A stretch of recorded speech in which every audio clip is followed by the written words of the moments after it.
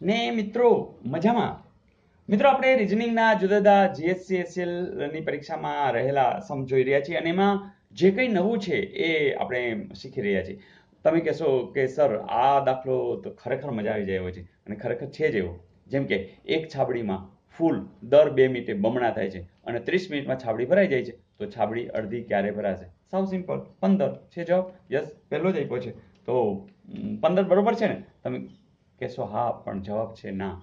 મિત્રો સરસ પ્રશ્ન એટલે જ છે કે એક છાબડી છે દર 2 મિનિટે બમણા થાય છે, મતલબ કે 8 મિનિટ થઈ હોય અને ધારો કે 8 ફૂલ હોય તો 10 મિનિટ એટલે બે તો એના બમણા થઈ જાય છે. સમજાય છે મિત્રો? તો એનો અર્થ એ કે અહીંયા ખાલી 2 મિનિટ ઘટાડી નાખો તો એ અડધા હોય, તો 30 મિનિટમાં જો છાબડી ભરાઈ જતી હોય તો એમાં તમે 2 મિનિટ ઓછી એટલે કે 28 મિનિટે જે હોય એના ડબલ થતા હોય, તો છાબડી અડધી ક્યારે હોય? તો 30માંથી 2 એટલે કે 28 મિનિટે છાબડી જે હોય એના 2 મિનિટ પછી ડબલ થાય છે, એટલે કે એ ડબલ થઈ જાય છે, મતલબ કે 30 મિનિટે એ ડબલ થાય છે. તો દર 2 મિનિટે બમણા થતું હોય તો 30 મિનિટમાં છાબડી ભરાઈ જાય છે, તો છાબડી અડધી ક્યારે હોય? તો 28 મિનિટે હોય. છે ને પ્રશ્ન મસ્ત? તો ઘણી વખત આવા કોયડા જે ઉતાવળમાં તમારા માર્ક્સ ગુમાવી દે, પણ ધ્યાનપૂર્વક તમે કામ કરો, બહુ મજા આવે. તો આવા સમ પણ પૂછાય છે અને આનંદ આવે. જોઈએ નેક્સ્ટ. મિત્રો આવો પણ પ્રશ્ન પૂછાયેલો કે 2010નું કેલેન્ડર ફરીથી ક્યારે ઉપયોગમાં લઈ શકાય? મારે આની સાથે સાથે બીજી પણ વાતો કરવી છે, તો આપણે થોડી ડિટેલમાં જોઈએ. મિત્રો કેલેન્ડરના પ્રશ્નની અંદર તમને આટલી ખબર હોવી જોઈએ. શું? કે કાં લીપ યર હોય ને કાં ન હોય. જેમ કે તમને કોઈ કહે 2010, બરાબર, તો તમે તરત કહેશો કે 2010 એટલે કે જે આ 10 છે એને 4 વડે ભાગવાના, તો એમાં શેષ વધે છે. ધેટ મીન્સ લીપ યર નથી. બરાબર. બીજી વાત કે ધારો કે 2010 છે એની અંદર જ પહેલી તારીખ છે એ ધારો કે સોમવાર છે, બરાબર, સોમવાર છે, તો 2011માં શું હોય? તો એ મંગળવાર હોય, મતલબ કે એના પછીનો જે દિવસ આવતો હોય ને એ હોય. પછી 2012માં તો મંગળવારની પછી શું આવે? બુધવાર હોય. પણ મિત્રો યાદ રાખવાનું કે લીપ યર આવી જાય, જેમ કે જો 2012, 12 ને 4 વડે ભાગો, 4 તેરી 12, શેષ શૂન્ય, બરાબર, એટલે જ્યારે શૂન્ય શેષ હોય ત્યારે શું થાય? તો મિત્રો એક દિવસ, કારણ કે 365 દિવસ નહીં હોય, 366 હોય, ત્યારે તમારે બુધવાર કેન્સલ કરી અને એક દિવસ ઉમેરી દેવાનો. શું આવશે? ગુરુવાર. હવે 2013 ફરીથી શું આવી જશે? શુક્ર. 2014 શું આવી જશે? શનિ. 2015 શું આવી જશે? રવિ. 2016 શું આવી જશે? યસ. હવે જો ફરીથી 2016 કરશો તો ફરીથી લીપ યર છે અને લીપ યરમાં શું થાય? તો એક ઉમેરી દેવાનું. રવિ પછી સોમ, સોમ પછી શું આવી જશે? મંગળ. ફરીથી 2017 બુધ, 2018 ગુરુ, 2019 શુક્ર, 2020 ચાલો ગુરુ પછી શુક્ર, બુધ ગુરુ શુક્ર, બરાબર, બુધ ગુરુ શુક્ર. તો હવે શું કરશું? શનિવાર જવા દેશું અને શું આવી જશે? રવિવાર. તો હવે શું આવશે? 2021 અને એ શું આવી જશે? સોમવાર. તો મિત્રો ફરીથી જોઈ લેવાનું. 2010 લીપ યર નથી, 2021 લીપ યર નથી. આ બે વસ્તુ ચેક કરવાની, કારણ કે વળી જો આ લીપ યર હોય ને તો વળી આગળ જવું પડે, કારણ કે આમાં 365 દિવસ હોય, આમાં 366 હોય, તો એ કેલેન્ડર એમાં ફિટ બેસી શકે નહીં. તો 2021 એવો જવાબ છે, જરૂર છે. તો મિત્રો આના વિશે વધારે ડિટેલમાં જોવું હોય તો માસ્ટર ક્લાસીસ, બરાબર, તો માસ્ટર ક્લાસીસ રીઝનિંગ, બરાબર, તો એ ખાસ જોઈ લેજો. તો રીઝનિંગ માસ્ટર ક્લાસીસ, બરાબર, રીઝનિંગ આપણી જ છે હિન્દીની અંદર.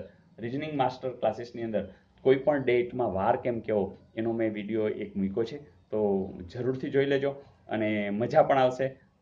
સબસ્ક્રાઇબ એને પણ કરી લેજો. આમાં પણ ઘણા લોકો મેં જોયું છે કે ઘણા લોકો સબસ્ક્રાઇબ કરેલું નથી. તો મિત્રો સબસ્ક્રાઇબ કરો ને તો તમને હું જે રોજે રોજ વિડીયો મૂકું છું ને એ તરત ને તરત મળી જાય. તો એ બહુ સારી વાત છે બધા માટે. આપણું પણ, આપણી ચેનલ માટે પણ એ પ્લસ પોઈન્ટ ગણાય. તો તમને લોકોને આ ખબર હોવી જોઈએ. તો સબસ્ક્રાઇબ કરવું, બેલ દબાવવું એવું કરજો, કારણ કે હું કંઈ બોલતો નથી, પણ તમને લોકોને ખબર હોવી જોઈએ એમ માનીને. પણ મિત્રો કંઈ વાંધો નહીં, હજુ ન કરી તો કરી લેજો, જેથી કરીને શું થાય કે દરરોજ નવી નવી વાતો તમને મળ્યા કરે અને એક વખત નોટિફિકેશન આવી જાય ને તો તરત એમ થશે કે ચલો જોઈ લઈ. તો બસ થોડું થોડું જોઈ લ્યો ને એમ કરતાં કરતાં આગળ વધીશું. તો યસ, હોમવર્ક આપી દઉં ને? ચલો આપી દઉં. કેલેન્ડરમાં હજી મારે 2-3 મુદ્દા આ વિડીયોમાં મૂક્યા છે, હજી મૂકવાનો છું. ઘણી નવી નવી વાતો છે, શીખતા જ રહેશું. અત્યારે આપી દઉં હોમવર્ક. મિત્રો આ પૂછાયેલો નહોતો, પણ હું તમને પૂછી રહ્યો છું કે આવા કેટલા ત્રિકોણ છુપાયેલા છે શોધી કાઢો. પણ કેટલી ઝડપથી શોધો છો એ પણ લખજો, જવાબ એ લખજો, કેટલી સેકન્ડમાં જવાબ આવ્યો એ પણ લખજો. અને હા, લાસ્ટ આપેલું હોમવર્ક પણ જોઈ લેવું છે ને, ચલો જોઈ લઈએ. મિત્રો પ્રશ્ન આવો હતો કે એક વ્યક્તિ ઉત્તર દિશાની અંદર 10 કિલોમીટર જાય છે, ત્યાંથી દક્ષિણ બાજુ ફરીને 20 કિલોમીટર જાય છે, ત્યાંથી પશ્ચિમ દિશામાં ફરીને 10 કિલોમીટર ચાલીને વળી પૂર્વ દિશામાં ફરે છે અને 20 કિલોમીટર જાય છે, તો પ્રથમ સ્થાનથી કેટલો દૂર છે? મિત્રો તમને ખબર જ છે, પશ્ચિમ છે, પૂર્વ છે, ઉત્તર છે, દક્ષિણ છે. હવે એક વ્યક્તિ ઉત્તર દિશામાં 10, એટલે ચલો અહીંયા પહોંચી ગયા. પછી દક્ષિણ બાજુ, હવે દક્ષિણ ખબર જ છે, દક્ષિણ તો નીચે આવ્યું, તો પાછું નીચે, તો અહીંથી અહીંયા પહોંચ્યો. હવે ક્યાં જાય છે? તો 20 કિલોમીટર નીચે છે, એટલે હજી અહીં ક્યાંક પહોંચી જશે. બરાબર, એટલે પહેલા અહીંયા હતા, પછી અહીંયા ગયા, પછી 20 કિલોમીટર નીચે, એટલે હજુ જ્યાં 10 હોય કે નહીં, 20 થઈ ગયું. તો દક્ષિણમાં 20 કિલોમીટર, ત્યાંથી પશ્ચિમ દિશા. હવે પશ્ચિમ દિશા એટલે ખબર છે કઈ? આ દિશા. તો એ દિશામાં કેટલું જાય છે? દેખાતું નહીં હોય, ચલો અહીંયા હું દોરી લઉં આપણો અહીંયા. ઓકે, તો અહીંયા આપણે જોઈએ, ફરીથી જોઈ લઈએ. અહીંથી ઉપર જાય છે 10, કારણ કે ઉત્તર, બરાબર, ઉત્તર દિશા. પછી નીચે, તો આ નીચે પણ જાય છે, બરાબર, એટલે અહીંયા પહોંચી ગયું. ત્યાંથી શું કહે છે કે દક્ષિણ બાજુ ફરીને 20 કિલોમીટર જાય છે. એટલે હવે દક્ષિણ ક્યાં આવ્યું? તો અહીંથી આ જો પહેલેથી જોઈએ, 10 કિલોમીટર ઉપર જાય છે, પછી દક્ષિણ બાજુ 20 કિલોમીટર, અહીંયા પહોંચી ગયો. ત્યાંથી પશ્ચિમ દિશા, ચલો પશ્ચિમ એટલે અહીંયા, એ કેટલું ચાલે છે? તો 10 કિલોમીટર, એટલે ફરીથી આ 10 કિલોમીટર પશ્ચિમ. પછી શું કહે છે? ત્યાંથી પૂર્વ દિશામાં ફરે છે અને 20 કિલોમીટર ચાલે, એટલે ફરીથી આમ આવે છે, તો અહીંયા આવશે, બરાબર, તો અહીંયા 10, તો અહીંયા 20 કિલોમીટર ચાલે છે. તો પ્રથમ સ્થાનથી કેટલો દૂર છે? એટલે હવે અહીંયા પહોંચી ગયો, અહીંયા હતો તો આટલું દૂર છે. તો જુઓ છે, તમને ખબર છે કે અહીંયા 10 છે, અહીંયા 10 છે, તો આ કર્ણ બનશે, આ કાટકોણ ત્રિકોણ છે, તો 10નો વર્ગ વત્તા 10નો વર્ગ, બરાબર, તો એનો સરવાળો અને એ વર્ગમૂળમાં, એટલે કે વર્ગમૂળ 200 એવું કંઈ છે નથી. ધેટ મીન્સ એક પણ નહીં. તો મજા આવી મિત્રો. તો આવું કંઈ પણ સમ હોય, તમારો જવાબ તો સાચો હશે ને હશે જ.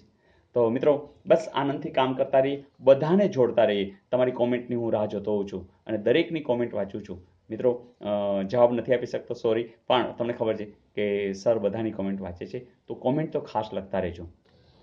તો મિત્રો મળતા રહેશું, મજા કરાવતા રહેશું અને આપણા ટાર્ગેટે પહોંચતા રહેશું. આવજો.